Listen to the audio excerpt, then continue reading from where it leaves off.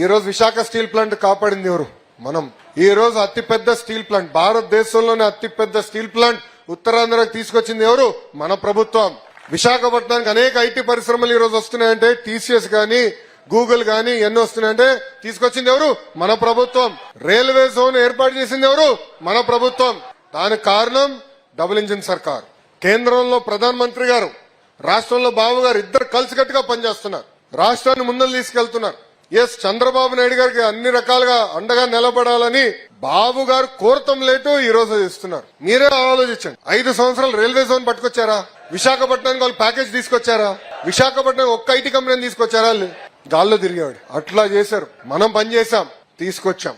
మనం అందరం కూడా కూటమి ధర్మం పాటించాలి. కలిసికట్టుగా పోరాడం, కలిసికట్టుగా హామీలు ఇచ్చాం, కలిసికట్టుగా ముందరికెళ్తాం. విడాకులు ఉండవు, క్రాస్ ఫైర్లు ఉండవు, మిస్ ఫైర్లు ఉండవు.